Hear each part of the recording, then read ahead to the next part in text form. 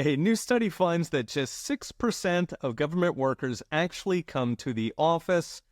The other 94% are pretending COVID's still going or perhaps never really worked in the first place. Meanwhile, a separate study finds government workers make nearly 40% more than the private sector workers who are footing their extravagant salaries for apparently staying at home. Given the famous productivity of government workers, even when they do show up, this might strike many taxpayers as excessive. In fact, it might just be time for the Elon solution: fire 80% or perhaps 94% and let the healing begin.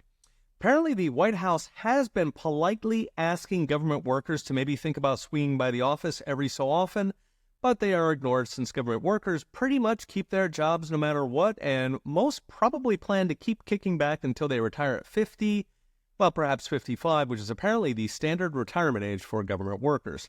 Their union sums it up, quote, "They worked heroically through the pandemic. The idea they have to go to the office is now absurd." Heroically, I tell you. It's good to be king, lording it over these suckers who pay the bills, and lord it they do. According to the Bureau of Labor Statistics, government wages and benefit average nearly 40% more than the commoner plebs who foot the bill and actually had to work for the money. This is made of $44 per hour in wage and a hilarious $24 per hour in benefits. Benefits are nearly twice the private sector level. Why so many bennies? Because they're hard for taxpayer advocates to see. They especially do this with public school teachers, where wages are held down, especially for new teachers, so they can wave a pathetic number in front of taxpayers while the benefits and 3 months plus vacation take average teacher pay to nearly $80 per hour, which is twice the median American. Of course, it's much higher in big cities where unions essentially own City Hall and teachers leave kids illiterate and unable to figure out how many dimes are in a dollar.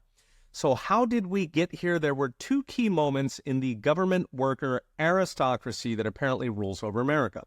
The first was the Pendleton Act of 1883, which replaced the previous system where presidents hired or fired all government workers with an allegedly corrupt-proof system where government workers became essentially independent of presidents, meaning independent of voters.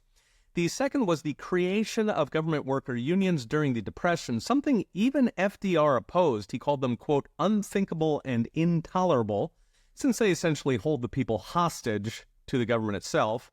Alas, FDR failed to stop it since the optics did not really work for him. And so here we are, ruled by an army of 19 million government workers, roughly 12% of the entire workforce, and of course, a rabid voter constituency for yet more government spending, the better to pay their benefits.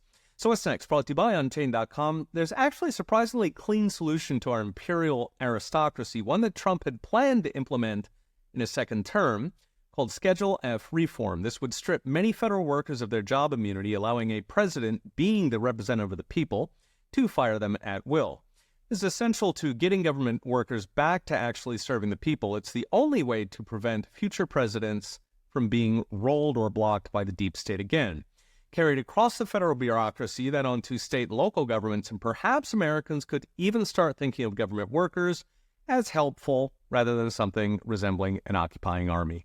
Okay, we'll be watching. See you next time.